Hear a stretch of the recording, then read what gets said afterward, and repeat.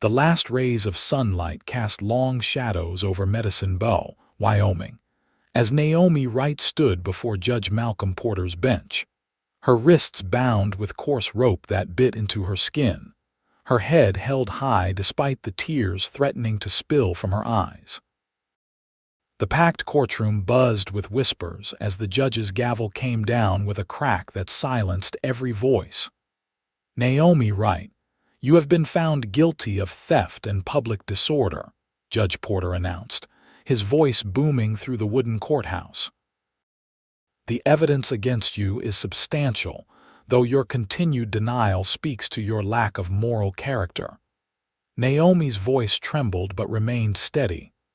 "I did not steal that money, Your Honor. I was framed." It was September 1878. And Medicine Bow had grown from a small railway stop to a bustling town where cattle barons and railroad men wielded influence like six-shooters. Judge Porter, a man whose family had deep financial ties to both industries, adjusted his spectacles and looked down at Naomi with contempt. "Your accusations against Mr. Harrington, a respected businessman in this community, only compound your offense." The judge cleared his throat. "Given your unwillingness to admit guilt and the serious nature of these charges, I hereby order you to be driven from Medicine Bow by sundown tomorrow. You are permanently banished from this town. Should you return, you will face imprisonment for no less than 5 years." Gasps echoed through the courtroom. Banishment was rare, even in frontier justice. "Your Honor," Naomi protested, her voice breaking, "everything I own is here. I have nowhere to go." "You should have considered that before stealing from honest citizens," the judge replied coldly. "This court is adjourned." As the spectators filed out, Naomi felt her world collapsing around her.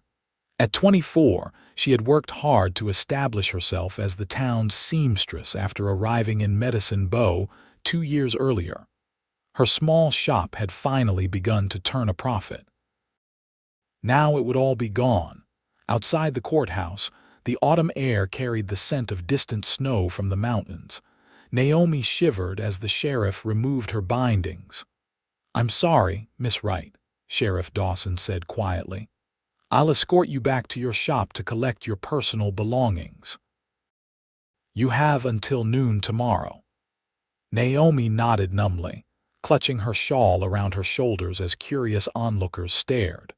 She had been accused of stealing money from Walter Harrington, the town banker who had pursued her romantically for months. When she had finally rejected him firmly, the money had mysteriously disappeared from his office during a time when she had been delivering a mended coat to him. As she walked down the dusty main street, a tall figure leaned against a hitching post outside the general store. Jackson O'Malley straightened as she approached, his weathered cowboy hat pulled low over his eyes. At 32, he was known throughout the region as one of the most skilled ranch hands at the Rockingham, a prosperous cattle operation outside town. "Miss Wright," he said, stepping into her path. "I was in the courtroom." Naomi tried to step around him, too humiliated to face anyone. "Please, Mr. O'Malley, I need to pack my things." "You didn't do it," he said. It wasn't a question. She stopped, looking up at him with surprise.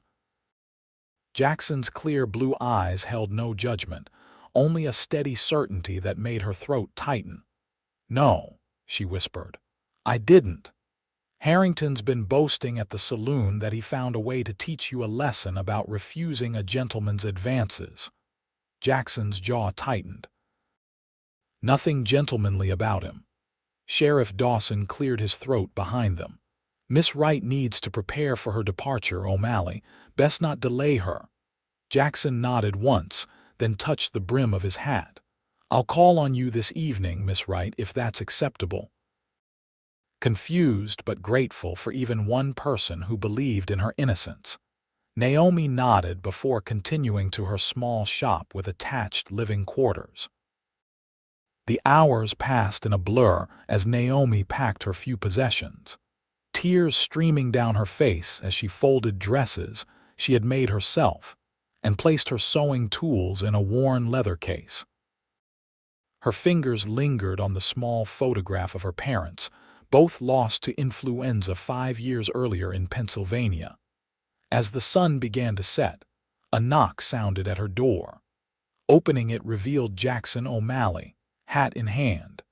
Behind him stood his horse, saddled and loaded with provisions.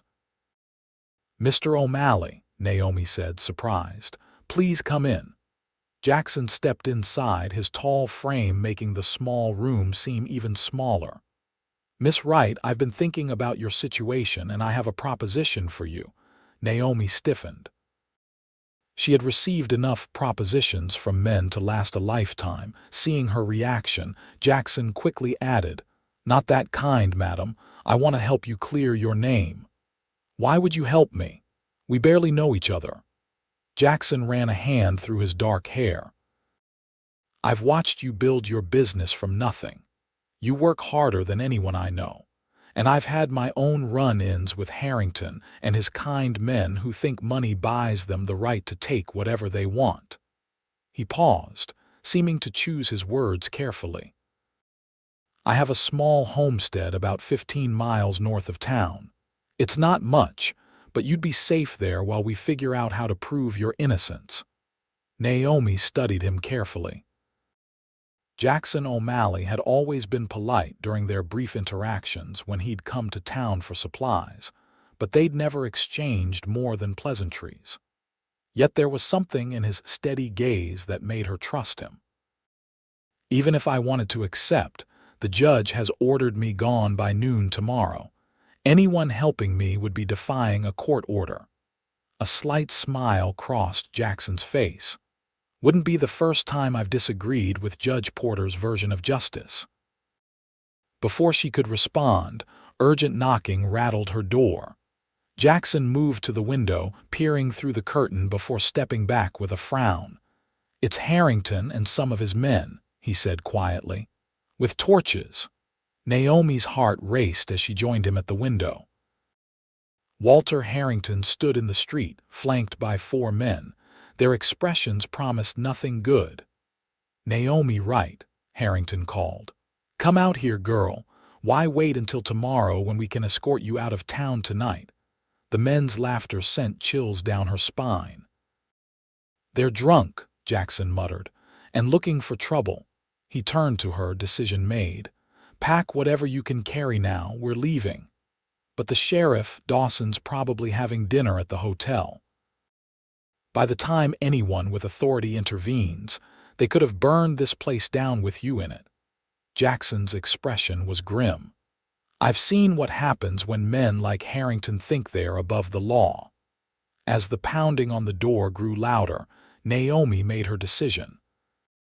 She quickly gathered her most precious belongings into a carpet bag while Jackson moved to the back door, checking that the way was clear. "Right. Open this door before we break it down." Harrington shouted, followed by the sound of someone throwing their weight against the wooden frame. "Now," Jackson whispered, taking her bag and guiding her through the back door into the alley behind her shop. His horse waited, tethered to a post. He helped her mount before swinging up behind her, and they slipped away into the gathering darkness just as the sound of splintering wood came from the front of the shop. They rode in silence for nearly an hour, Jackson guiding the horse along little-used trails, avoiding the main roads. The moon rose, providing just enough light to navigate by. Naomi was acutely aware of his arm around her waist, steadying her as they traveled over rough terrain. "We'll stop at my friend's place for the night," Jackson said near her ear. "It's not safe to head straight to my homestead." "They'll expect that." "Who's your friend?" Naomi asked, her voice shaking slightly from the cold and the enormity of what she had done. She had fled town, violating the judge's order even earlier than its deadline. "Robert Eagle Feather. He lives between the Shoshone Reservation and town. Used to scout for the army before settling on his own piece of land. Not many people bother him." Another hour passed before they approached a small cabin set in a clearing surrounded by pines. A thin wisp of smoke rose from the chimney. Jackson whistled a distinctive pattern, and moments later the door opened, revealing a tall man with graying black hair. "Jackson," the man said, his eyes moving to Naomi. "Trouble, the kind that needs a night's shelter and discretion, Robert." Robert nodded, stepping aside to let them enter. The cabin was simple but well kept, with a fire burning in the hearth and the smell of coffee in the air. "Miss Naomi Wright, this is Robert Eagle Feather," Jackson introduced. "Robert, Miss Wright has been falsely accused of theft and ordered out of Medicine Bow by Judge Porter." Robert's expression darkened. Porter's judgments tend to favor whoever filled his pockets most recently. He gestured for Naomi to sit by the fire. "You are welcome here. I will keep watch tonight while you rest." Exhausted and overwhelmed, Naomi sank onto a wooden chair. "Thank you. I don't know how I'll ever repay either of you." "No repayment needed," Robert said simply. "Jackson and I have a long history of helping each other when justice fails." While Robert stepped outside to check the surroundings, Jackson brought her a cup of coffee. "I'm sorry about your shop," he said quietly. Naomi accepted the cup with trembling hands. "It was everything I had." "Not everything," Jackson corrected gently. "You still have your skills, your good name at least to those who matter, and your freedom." "Freedom to go where, do what?" The weight of her situation crashed over her.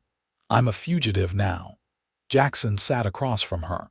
"Only if we don't clear your name. Harrington made a mistake. Men like him always do. They think they're too powerful to be caught. You seem to have experience with men like him." A shadow passed over Jackson's face. "My father was driven off his land by men who thought money trumped right. He died trying to fight them in court." He stared into the fire. "I was 15. Learned early that sometimes justice needs a helping hand." Naomi studied him in the firelight, the determined set of his jaw, the small scar near his right eyebrow, the calloused hands that spoke of years of hard work. For the first time since the accusation, she felt a flicker of hope. Robert returned, bringing blankets. "You should rest. Dawn comes early, and you'll need to be moving before first light." Naomi accepted the blankets gratefully.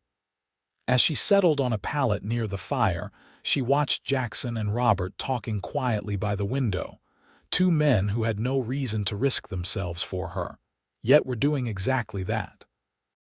Morning came all too quickly. Robert had prepared a simple breakfast of cornbread and coffee and packed provisions for their journey. The sky was still dark when they mounted Jackson's horse. "Remember," Robert said, "stay off the main trails. Porter will have men searching once they realize she's gone." Jackson nodded. "We'll be careful. Thank you, old friend." As they rode away, Naomi glanced back at the solitary figure watching them depart. "How do you know him?" "Robert saved my life during a blizzard years back. Found me half frozen after my horse threw me. He taught me most of what I know about surviving out here." Jackson guided the horse through a narrow ravine. "People underestimate him because he keeps to himself, but there's no better tracker or survivor in these parts." They traveled all morning, stopping only briefly to rest the horse. By midday, they had crossed into more rugged country where pine forests gave way to rocky outcroppings. Finally, they crested a ridge and Jackson reined in the horse. "There it is," he said, pointing to a small valley below. Naomi saw a modest cabin with a barn and corral, nestled against the hillside with a stream running nearby. A small herd of cattle grazed in a meadow, and several horses watched their approach with pricked ears. "It's beautiful," she said honestly. Jackson's cabin proved to be surprisingly comfortable inside, with solid furniture he'd crafted himself and shelves lined with books and unexpected luxury on the frontier. He showed her to a small bedroom off the main living area. "This was meant to be for He hesitated, then continued, "Well, it's yours for now." Naomi set her bag down, noting the care with which the room had been built, the sanded smooth planks and the window positioned to catch the morning sun. "You built this for a family," she said softly. Jackson nodded, a fleeting sadness crossing his features. "Had plans once. Things changed." He cleared his throat. "I'll see to the horse and bring in more firewood. Make yourself at home." Left alone, Naomi explored the cabin. Despite its isolation, it had been designed with comfort in mind. The kitchen area was well organized. The main room centered around a large stone fireplace. On the mantel sat a few photographs, a younger Jackson with an older couple she assumed were his parents, and another of Jackson standing proudly beside a young woman whose smile didn't quite reach her eyes. When Jackson returned, he found her examining his bookshelf. "You like reading?" he asked, setting down an armload of wood. "Very much. My father was a schoolteacher. These are impressive for a ranch library. Winter nights get long out here. Books help pass the time." He busied himself building up the fire. "Are you hungry? I can make us something." The domesticity of the moment struck Naomi, this tall cowboy offering to cook for her in his private sanctuary after risking everything to help her. "I can cook," she offered. "It's the least I can do." Jackson smiled, the first real smile she'd seen from him. "I won't turn down a meal I don't have to prepare myself." As she familiarized herself with his kitchen supplies, Jackson sat at the table and outlined his plan. "Harrington's been skimming money from the bank for years. Everyone suspects it, but no one can prove it. The money he accused you of stealing was probably part of his scheme." "How would we ever prove that?" Naomi asked, slicing potatoes. "His ledger. Robert has a contact in town, a cleaning woman at the bank. If she can get access to his private records, we might find discrepancies." Naomi frowned. "That puts her at risk too. Sarah knows the dangers. She's also lost property to Harrington's schemes." Jackson's expression hardened. "Half the town has suffered under him and Porter, but everyone's too afraid to stand against them." "And you're not afraid?" Jackson considered this. "I'm cautious, but I've got less to lose than most. My land is paid for, I answer to myself, and I've never been one to back down from a fight that needs fighting." As they ate dinner together, Naomi learned more about Jackson's life. After his father's death, he had worked ranch jobs across 3 territories, saving every penny. 5 years ago, he'd purchased this land and slowly built it into a modest but successful operation. "What about the woman in the photograph?" Naomi asked eventually. Jackson glanced at the mantel. "Elizabeth. We were engaged 3 years ago." He hesitated. "She decided ranch life was too isolated, too hard. Married a store owner in Cheyenne instead." "I'm sorry," Naomi said quietly. He shrugged. "It was for the best. She wasn't happy here and I couldn't be happy in town." He studied her across the table. "What about you? How did you end up in Medicine Bow alone?" Naomi told him about her parents' deaths, how she'd used her seamstress skills to support herself, moving westward in search of opportunity. "Medicine Bow was supposed to be a temporary stop, but I found I could build something there. People needed good clothing, and I needed somewhere to belong." "And Harrington's interest in you," she tensed slightly. "It started with small gestures, compliments, helping me secure the shop location. I was grateful at first. Then the gifts came, and invitations I kept declining politely. When he finally asked why I wouldn't court him, I told him the truth, that I didn't have those feelings for him." She pushed her plate away. 2 days later, I was accused of theft." "Convenient timing," Jackson observed. "Did anyone speak in your defense at the trial, Mrs.?" "Henderson from the hotel testified I was delivering mended linens to her when some of the money allegedly went missing, but Judge Porter dismissed it as insufficient." her eyes filled with tears. 20 people in that courtroom knew me, traded with me, smiled at me on the street every day. Not one stood up when Porter announced his judgment. Jackson reached across the table and briefly touched her hand. Fear makes cowards of decent people, but we'll find a way to make this right. That night, lying in the small bedroom, Naomi listened to the unfamiliar sounds of the wilderness, the distant howl of wolves, the wind in the pines, the occasional movements of Jackson in the main room. Despite everything, she felt safer than she had in weeks. 3 days passed in an unexpected domestic rhythm. Jackson tended his cattle and horses, teaching Naomi about ranch operations when she expressed interest. She took over cooking and mending his clothes, shocked at the state of his shirts. "How have you survived with buttonholes like these?" she asked, examining a particularly mangled example. Jackson grinned, the expression transforming his usually serious face. "I prioritize function over fashion."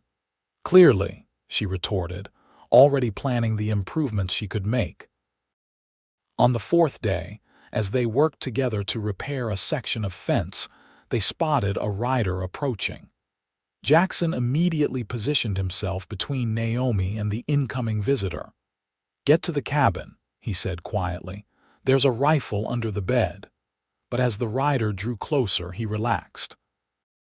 "It's Robert." Robert dismounted, nodding to them both.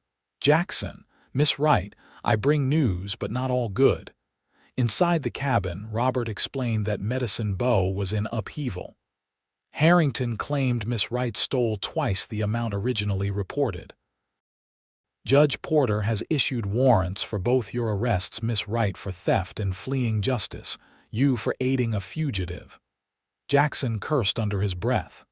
"What about Sarah? Did she get the ledger?" "No. Harrington keeps it locked in his private office, but she overheard something useful. Harrington meets with a man named Collins on the 15th of each month. They argue about figures and payments." "Collins," Naomi frowned. "Milton Collins. He owns the largest saloon in town." Robert nodded. "Sarah believes they're partners in something illegal. She also says Harrington has been drinking heavily, boasting that he'll find you and make an example of both of you." Jackson paced the small cabin. "The 15th is 3 days from now. If we could somehow get proof of their arrangement." "Too dangerous to go into town," Robert cautioned. "Porter has deputized 6 men specifically to look for you too." "Then we'll have to find another way," Jackson said. "Collins has a hunting cabin about 10 miles west of town. If they're conducting illegal business, they might meet there instead of the bank." "How do you know about his cabin?" Naomi asked. A slight smile touched Jackson's lips. "I helped build it 4 years ago when I was working odd jobs. There's a hidden space under the floorboards where he keeps his liquor, perfect for eavesdropping." Robert looked troubled. "It's a risk, Jackson. A necessary one." Jackson turned to Naomi. "You should stay here while I know," she interrupted firmly. "This is my life, my reputation at stake. I'm coming with you." The men exchanged glances, but neither argued. Robert agreed to return to town to gather more information, while Jackson and Naomi prepared for their mission. That evening, as they sat by the fire planning their approach, Naomi noticed Jackson watching her with an intensity that made her heart beat faster. "What is it?" she asked. Most women would have broken down by now, lost everything, accused falsely, forced to flee. He shook his head in admiration. "You're remarkable, Naomi Wright." It was the first time he had used her given name, and the intimacy of it hung in the air between them. "I've learned to be strong," she said quietly. "When my parents died, I realized no one was coming to rescue me. I had to rescue myself. And yet here I am," he said softly, "trying to do exactly that." Their eyes held for a long moment before Jackson cleared his throat and returned to discussing their plans. The next morning brought unexpected complications. As they prepared to leave, a spring storm rolled in, bringing driving rain that quickly turned to sleet. "We should wait it out," Jackson said, looking at the darkening sky.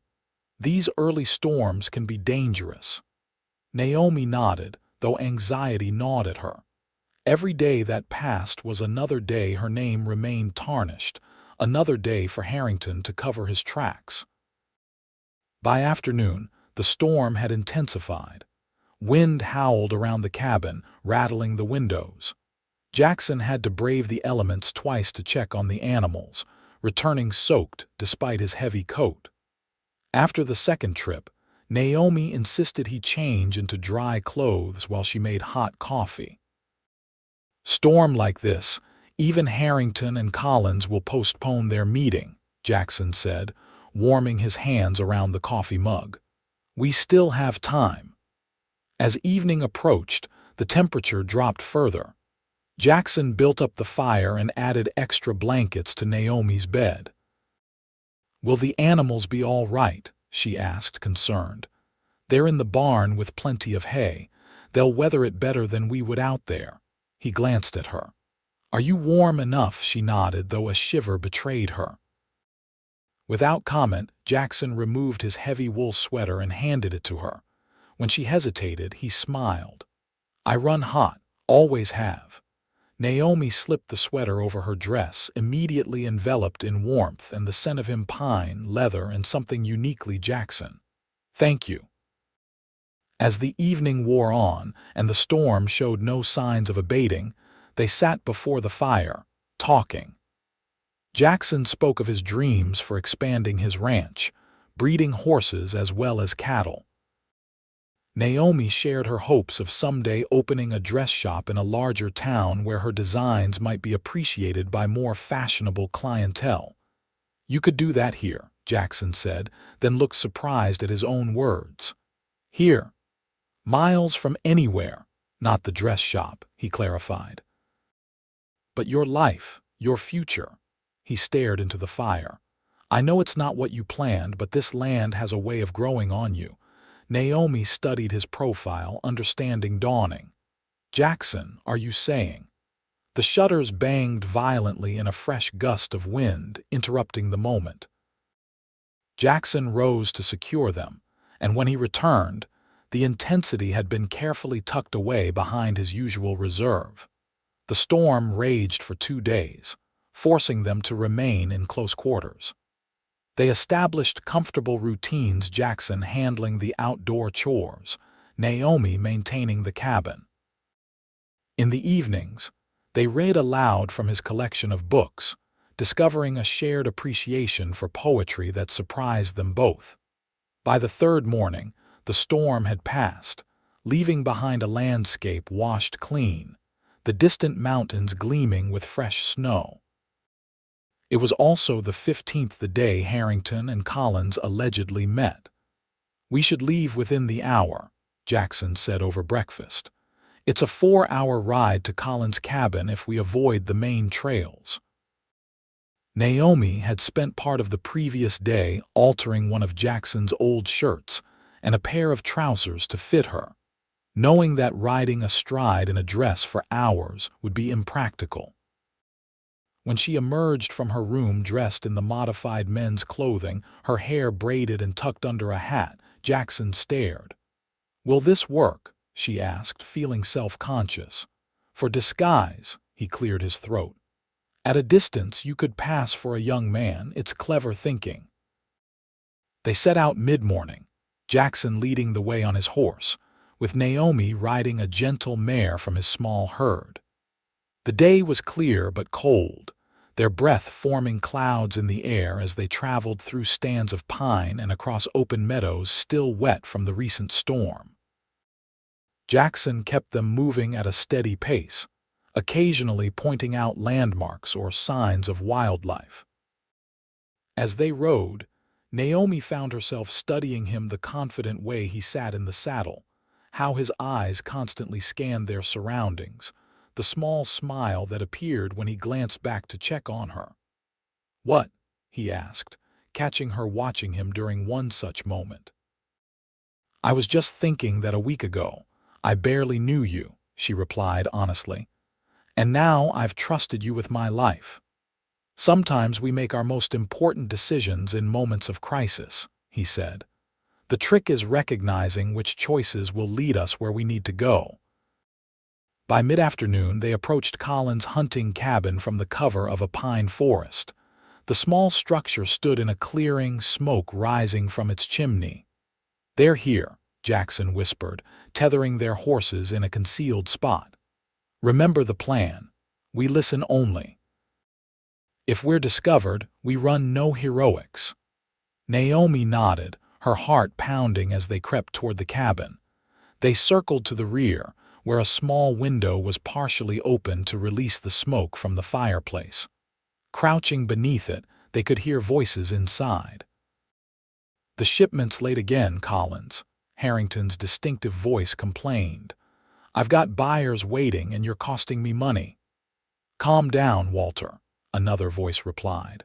"The law's been watching the trails since that incident with the Garrison brothers. Better delayed than seized." "I need that whiskey. I've got payments due." "You mean to Porter? That old fool costs more than he's worth. He serves his purpose. Without him, I'd never have gotten rid of that right woman." Naomi tensed at the mention of her name. Jackson placed a steadying hand on her arm. "Still can't believe you went to all that trouble over a seamstress," Collins laughed. "Though I heard she's quite the beauty." "She humiliated me in front of half the town," Harrington spat. "No woman refuses me. Besides, her shop sits on the perfect corner lot for our new enterprise." "Speaking of which, I brought the ledger. Let's review the numbers before the boys arrive with the wagons." Jackson motioned for Naomi to follow him to the side of the cabin, where rough boards had been used to patch a section of the wall. He carefully worked one loose, creating a small gap through which they could both see into the cabin. Inside, Harrington and Collins sat at a table covered with papers. Between them lay a leather-bound ledger. As they watched, Collins opened it, revealing columns of figures. "Last month's profits from the untaxed whiskey," Collins said, pointing. "And here's what we cleared from the land deals after paying off Porter." "Not enough," Harrington frowned. "The bank examiner's visit next month. I need to replace at least half of what I've borrowed." "That's your problem, Walter. I told you not to take so much from the deposits. It was an investment opportunity. How was I to know the mine would flood?" Jackson and Naomi exchanged significant glances. Harrington had been embezzling from his own bank exactly what they needed to prove. As they continued watching, the sound of approaching horses made them freeze. Collins heard it too, moving to the window. "It's them," he announced. "4 wagons, right on schedule." Harrington quickly gathered the papers but left the ledger open on the table as they both went outside to meet the arrivals. "Now's our chance," Jackson whispered. "I'll create a distraction. You slip in and take the ledger." "That's not the plan," Naomi protested.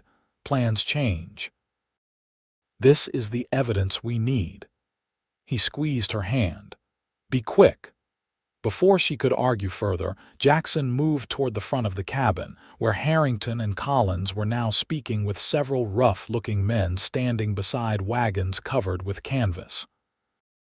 Taking a deep breath, Naomi waited for Jackson's signal.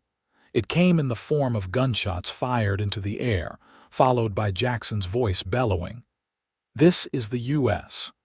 Marshal, you're all under arrest." The shouts and confusion that followed gave Naomi the opportunity to slip through the cabin door. She raced to the table, grabbed the ledger, and was turning to leave when the door burst open. Walter Harrington stood there, gun drawn, his face contorted with rage. "You," he snarled. "I should have known." Outside, more gunshots rang out. Naomi clutched the ledger to her chest, backing away as Harrington advanced. "Give me that, you thieving little witch," he demanded. "No," Naomi replied, her voice steadier than she felt. This is proof of your crimes, not mine. It's your word against mine, he sneered. A respected banker or a banished seamstress. Who do you think people will believe? They'll believe the evidence, she countered, continuing to edge toward the rear window. Numbers don't lie, Mr. Harrington, even when bankers do. His face reddened. You won't leave here alive with that book. As he raised his gun, the cabin door crashed open again. Jackson stood there, his own weapon pointed squarely at Harrington. Drop it, Jackson commanded, or the next bullet goes through your skull. Harrington hesitated, calculating his odds. O'Malley, should have known you'd be involved. Always sticking your nose where it doesn't belong. The gun, Harrington, now. With a curse, Harrington lowered his weapon, letting it fall to the floor. Collins has men all through these woods. You'll never make it out. Already taken care of, Jackson replied. Your friend Collins is currently tied to a tree, and his boys scattered when I mentioned the marshal's posse was on the way. He gestured to Naomi. Get the ledger and anything else that looks important. As Naomi gathered papers from the table, Jackson kept his gun trained on Harrington. You're finished in Medicine Bow, Walter. Embezzlement, smuggling, bribing a judge, you'll be lucky if they don't hang you. Harrington's composure cracked. You can't prove any of that. Naomi held up the ledger. It's all right here. Every transaction, every bribe, including the money you claimed I stole. With the evidence secured, Jackson bound Harrington's hands with his own belt. We're taking you back to town. The real law can decide your fate. Porter will never allow it, Harrington blustered. He'll throw out whatever charges you bring. Porter's authority only extends as far as his jurisdiction, Jackson replied. The territorial marshal handles federal crimes like liquor smuggling and bank fraud. They led Harrington outside, where Collins was indeed bound to a pine tree, gagged and furious. The smugglers' wagons stood abandoned, their horses still hitched. We'll use one of the wagons, Jackson decided. Naomi, can you drive? She nodded, climbing onto the seat while Jackson secured their prisoners in the back. With the ledger and papers safely stowed, they set out for Medicine Bow, leading their own horses behind the wagon. What about the marshal? Naomi asked quietly when they were underway. Was that just a bluff? Jackson smiled. Robert's brother-in-law is the federal marshal in Laramie. By the time we reach town, he'll be waiting. The journey back to Medicine Bow took most of the night. They traveled slowly, both to avoid overturning the wagon on the rough trails and to ensure they arrived during daylight when the town would be busy. As they rode, Harrington alternated between threats and bribes, offering Jackson increasing sums to release him and forget the whole affair. Each offer was met with stony silence. Dawn was breaking as they approached the outskirts of town. Jackson called a halt, turning to Naomi. Are you ready for this? He asked. Once we enter town, there's no turning back. Naomi straightened her shoulders. I've been ready since the day Porter banished me.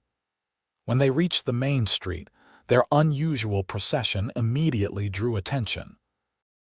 People stopped to stare as the wagon carrying two bound men rolled past, with Naomi Wright, a woman they had all watched being ordered from town, holding the reins, and Jackson O'Malley riding alongside. Word spread quickly. By the time they reached the sheriff's office, a crowd had gathered. Sheriff Dawson emerged, his hand on his gun. O'Malley, he called, you're bringing a lot of trouble into my town. Not bringing trouble, Sheriff, Jackson replied. Returning it to its source. He dismounted, handing over his weapon. Walter Harrington and Milton Collins are under citizen's arrest for smuggling, embezzlement, and fraud. The evidence is all here. He patted the satchel containing the ledger. As Dawson approached cautiously, a commotion at the edge of the crowd announced the arrival of Judge Porter, red-faced and blustering. What is the meaning of this? he demanded. "Sheriff, arrest these two immediately. The woman was banished by my court and O'Malley has clearly aided a fugitive." "I'd hold off on those arrests, Sheriff," a new voice called. A tall man in a marshal's coat pushed through the onlookers, flanked by two deputies. "Marshal James Blackwell, Federal Territory Office. I believe I have jurisdiction here." Robert Eagle Feather materialized at the marshal's side, giving Jackson a slight nod. The next hours passed in a flurry of activity. The marshal took possession of the prisoners and evidence, setting up temporary headquarters in the town hall.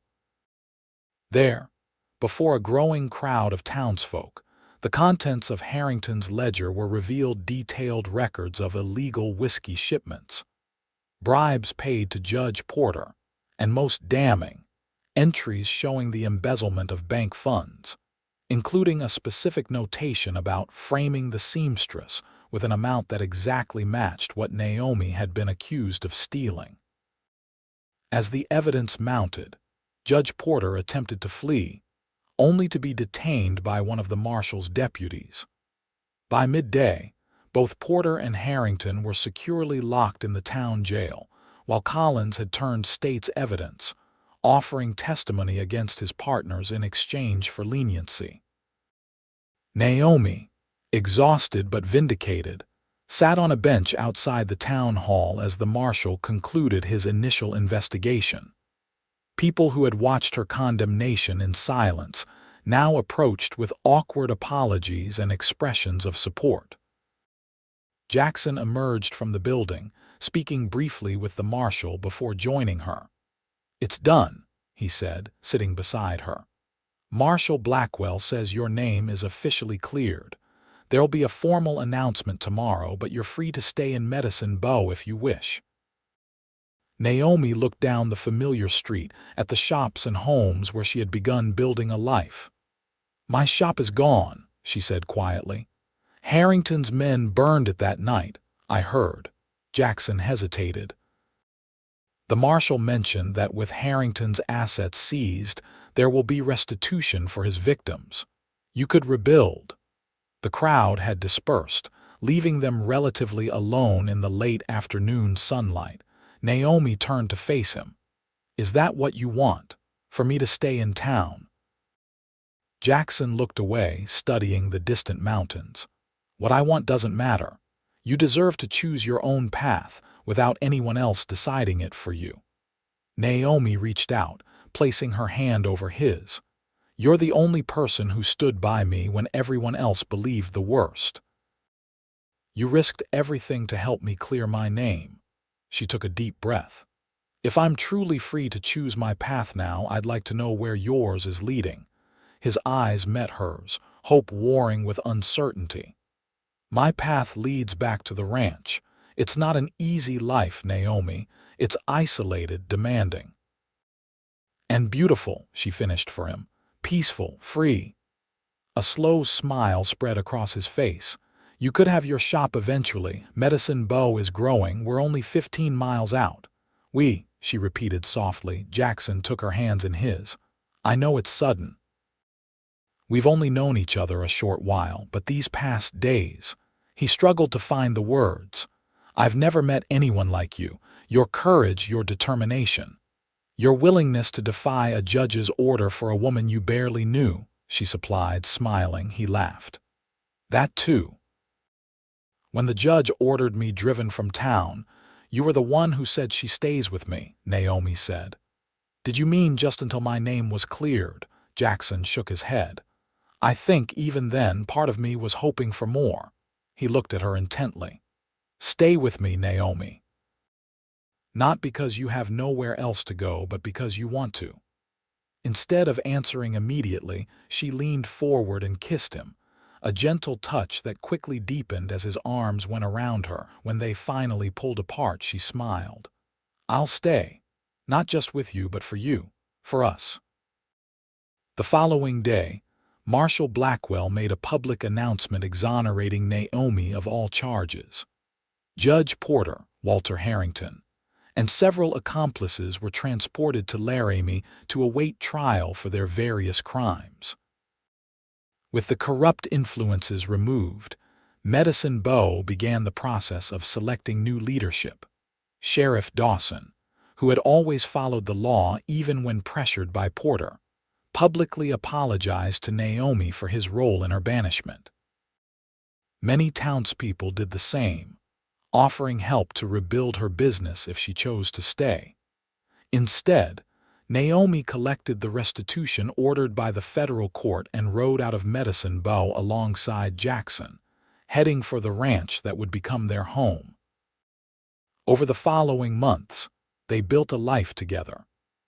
Jackson expanded his cattle operation with Naomi's investment, while she established a small sewing business that catered to nearby ranches and travelers. Her reputation for quality work spread, eventually bringing customers from as far as Laramie. A year after the day they fled town together, they were married in a small ceremony at their ranch, with Robert Eagle Feather and several friends from neighboring properties in attendance. Even a few people from Medicine Bow made the journey, including Sheriff Dawson and his wife. As the years passed, their ranch prospered. Jackson's dream of breeding horses became reality when Naomi surprised him with a magnificent stallion purchased from a Kentucky breeder who had brought his stock west. Their first foals commanded impressive prices, establishing the O'Malley Ranch as a source of superior horseflesh throughout the territory. They welcomed their first child, a son named David, 2 years into their marriage, followed by a daughter, Margaret, 18 months later. The small bedroom that had first sheltered Naomi became a nursery, while Jackson built an addition to accommodate their growing family. 5 years after Naomi's banishment and vindication, Medicine Bow had transformed. The railroad had brought new prosperity and citizens, including a territorial court with an honest judge. On the rare occasions when the O'Malleys visited town, they were greeted with respect bordering on deference, the couple who had exposed corruption and helped usher in a new era of justice. One crisp autumn evening, much like the one when Naomi had first stood condemned in the courthouse, they sat together on the porch of their expanded home, watching their children play with the newest litter of puppies born to their faithful sheepdog. "You ever regret it?" Jackson asked, his arm around her shoulders. "Not rebuilding in town. You could have had a thriving shop by now." Naomi leaned into him, watching the sunset paint the distant mountains in shades of gold and purple. "Not for a moment," she replied. "This is where I belong." She turned to face the man who had defied a judge's order and changed both their lives forever. "With you." Jackson kissed her gently, then smiled against her lips. "She stays with me," he whispered. "Best decision I ever made." As darkness fell and their children came running to be tucked into bed, Naomi reflected on the strange twist of fate that had brought her to this place. A false accusation, a corrupt judge's banishment, and the courage of one man who believed in justice and ultimately, in love, had given her not just freedom, but a home, a family, and a happiness she had never dared to imagine possible in the wild frontier of Wyoming territory.